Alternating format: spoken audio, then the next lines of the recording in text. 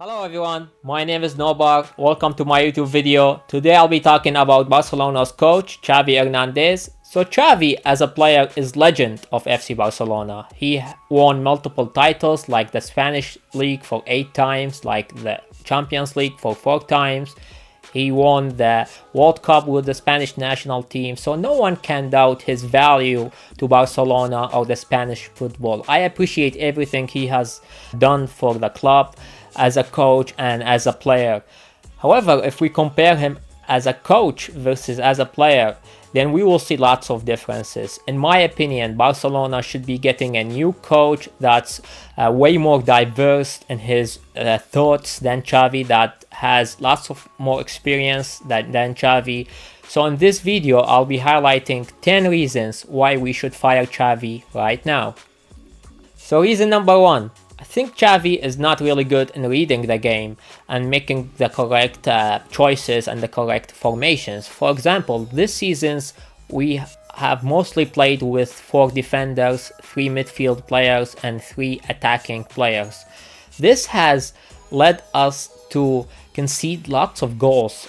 For this season we have conceded 22 goals per 19 games, which is like 1.2 goals per 1 game. This is extremely high number. Compared to last season, we only conceded 20 goals in 38 games in the entire league, basically.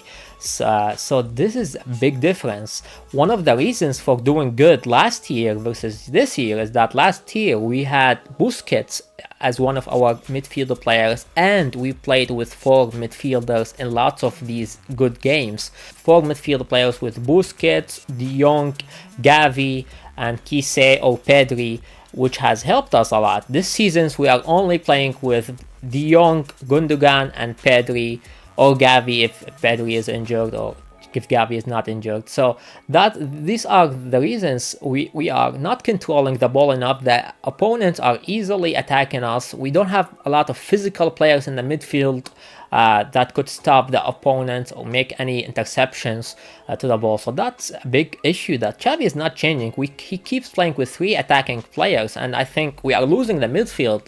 That's one of the reasons you are seeing that the team is very slow and weak in the midfield, is that there aren't many people in that area to control the ball and control the game and lead to better defense and overall better possession of the ball and scoring goals, you know. Reason number 2. So Barcelona are not scoring lots of goals from outside the box. This season it was only 8% of the entire goals that we scored, which is like 3-5 goals from outside the box. Last season it was like 4%, which is less than this season. Barcelona are not taking advantage of that. You know, Real Madrid last season had 24% of their goals were from outside the box. This season it's like 14 or 15%. Man City last season had a 15% of their goals were scored from outside the box. Xavi needs to tell that to the players. They need to do trainings to shoot from outside the box, to have better accuracy, to be scoring goals from outside the box. This is where Xavi rules kicks in, you know, and he's not doing that. Gundogan is not shooting, De Jong is not, Pedri, Xavi, all the midfield players, they're not doing any of that. Even the defenders, the wing backs like Baldi, like Cancelo rarely does that, you know. Cancelo used to do that probably from his coaching with Pep, you know. So he's not really, Xavi probably is not telling them to do that. So this is one of the things that Xavi is not doing as a coach, you know, and we are lacking on this, and teams are taking advantage of that. They know we will not be shooting from outside the box, so they will be having better defense to close all the areas so we cannot penetrate through these defenses.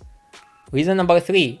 Well, I think Barcelona does not really have a style of play, does not have a personality, you know. It's very inconsistent. You might play good in one game and then do terrible in the next one. If you have an injured player, then you're gonna blame it for the injuries. Hey, Pedri is not there, so it's okay to lose. Lewandowski is not in good form, so it's okay to lose. And same with other players. And this is because we don't have a style of play. We don't have a plan to go.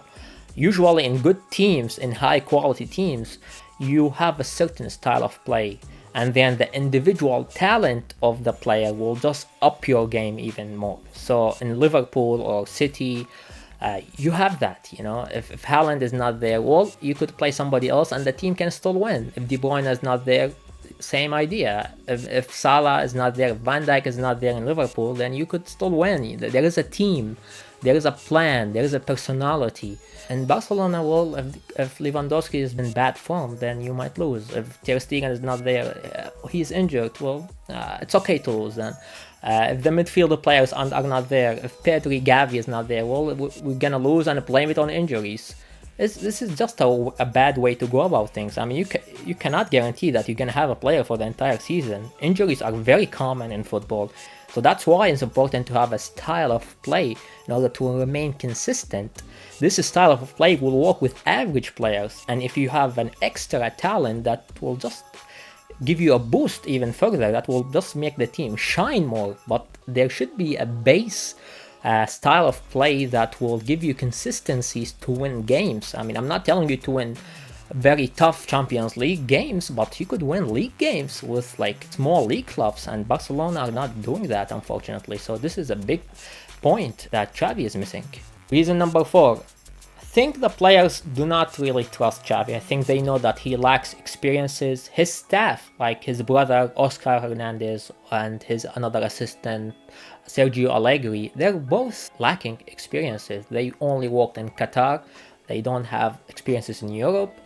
The players notice that. Big players like Lewandowski, like Ter Stegen, like De Jong and Gundogan, they know that, like, this guy is missing. He doesn't know everything. I've been coached by other coaches like Pep, like Klopp, who knows stuff more, and now Xavi's telling them stuff that's not really practical or applicable to a game. So they will lose trust. There will be a big gap mentally between them, and also with his staff. Like, if they don't have experiences, then this will be a big gap. All of these will lead to individual errors. If the coach is not noticing these errors, or does not have clear practical plans to fix these individual errors, then we have players like Christensen or others will keep making mistakes without fixing them, because you just don't know, you don't trust the guy on the bench. It's simple as that. It's one of the important things is you need to have a boss that you look up to and you admire. And I don't think these players really admire Xavi as a coach again. So this is a big issue for Xavi. Reason number 5. Barcelona loses lots of chances. They usually create like 4 chances per game, and they lose almost 3 of these chances per game. You have other clubs like Man City, they create 4 or 5 chances and they lose like less than 2 chances. Or Real Madrid, they create 4 or 5 chances and they lose like 1.5 chance, So Barca loses lots of chances per game, and this comes to lots of things, to like the confidence of the players and to how well they are doing in trainings. And this is where Xavi rules comes in. In trainings, if they're not doing it, well, he needs to find ways to do specific trainings to make them score more goals, to create more chances. If they're not scoring goals, then you need to create more chances and to increase your chances of scoring a goal. And he's not doing that. We're only doing like 4 big chances per game, and this is very low for a club like Barcelona. So this is where Xavi is lacking. Reason number 6. One of the issues of Xavi is that I don't think he works on the improvements of talents. I don't remember any player that improved under Xavi. Like, maybe Balde, maybe not. I mean, he's very inconsistent.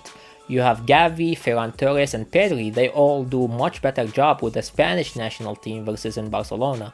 So I don't remember any players that really shined under Xavi. Lewandowski is doing worse. Gundogan, you could argue he's doing worse than his last season at Man City. So I don't see any players that really shine under Xavi. Reason number 7. I think Barcelona are lacking in the final third of the game, right? There aren't any plans on what to do exactly. Like, they just pass the balls to Rafinha or Lamine Yamal, Joao Felix, and we expect them to do something outside the box. Hey, let's let's dribble past 5-6 players and then make a cross, and Lewandowski will jump and score an extraordinary goal, or make a shot out of nowhere. It's very unrealistic, that what we are seeing. And if that happens, then we'll score a goal. If that doesn't happen, which is 9 times out of 10 is the case, then we will not be scoring a goal. This is very sad for a club like Barcelona. This is an elite club. We need to have a plan on what to do in the final third. The players need to understand that in the trainings in order to mimic that in the actual game, and they are not doing that. Xavi is not doing that, and it's always the same. It's not improving. Sometimes the wing backs join the attackers, sometimes they don't. And same with the interior midfielder. So it's very chaotic and dependent on luck. If you get lucky, then you're gonna score a goal. If not, then well, you lose the game, and we're gonna blame it on that, you know? It's very sad. Reason number 8. Barcelona's first halves are always bad. I've not seen a good first half this season at all. Usually, the first half is bad. Second half, they try to do better. Sometimes it's too late and they lose the game. And that's it. In the press conference, they will come in and they say, we need to analyze ourselves. We are doing bad, but next game will be better. And the next game comes in and the same thing happens, and it always continues, and there are no changes. And this is where, you know, you need to have a better coach, you know. Games are played in 2 halves. You cannot play good on the second half and just ignore the first half. That does not work like that. You need to play good in both the first and the second half. You need to dominate the game. This is what Barca used to do. I mean, we used to win 4-5-0 from the first half, so the game is over. You know, you could rest players in the second half to avoid injuries, and this is not happening, unfortunately. Reason number 9. Xavi and his staff do not know how to find good, affordable players. You know, they usually go for the best of the best, like Bruno Guimaraes or Rodri, which are very expensive players, or nothing. So this is very sad, you know. As in a club like Barcelona, where we are lacking financially, we need to look for young talents. We need to look for players that we could work on to improve them, and make them top of the top, like Pep is doing, like Klopp is doing. So this is where a coach job comes in. You know, if the club doesn't have the money, then you need to find options. You know, you need to think outside the box. You need to find choices that are not readily available in the market, that are not visible to anyone, and pick these players and work on them and improve them and make them the best, or something close to the best. But if you only want an already made player that's very expensive, and you know you don't have that money, this is very weak way to go about doing things. And then if you lose, you're gonna blame the club. Hey, you did not get me that player. Well, I mean, you know the club is not doing good financially speaking, so you need to think outside the box if you want to succeed. Otherwise, we'll keep hearing complaints and complaints without any improvements, without any changes. And finally, reason number 10. I think Barcelona are no longer fun to watch, unfortunately. You know, they used to be very fun to watch for everyone. Everyone who likes football would want to watch a Barcelona game, and now Barcelona is very boring. The first halves are very bad, almost always. The second halves, they get a bit better, but sometimes it's too late and it gets boring again. So there aren't any specific style of plays. It's very boring to watch. Barcelona are known for their style of play. You know, they need to win games and play well.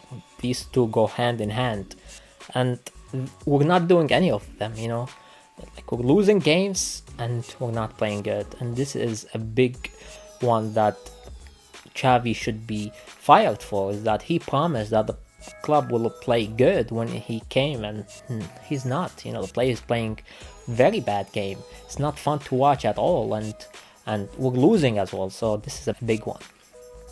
So that being said, I still want to say that I appreciate everything that Xavi has done the past 2 years. However, I think it's time to move on and find a different coach that could take us to the next level, that has a better resume, that's more experienced, that has won things, you know. And this is what Barcelona deserves, and hopefully this will take us to the next level. And no matter what happens this season, I think Xavi should be fired and we should be getting a new coach. So yeah, that's all I have for today's video. Thank you for watching. Thank you for watching my YouTube video. If you like the content, smash the like button please, subscribe to my channel, and also add me on my Instagram and my Twitter, and I'll see you in the next video.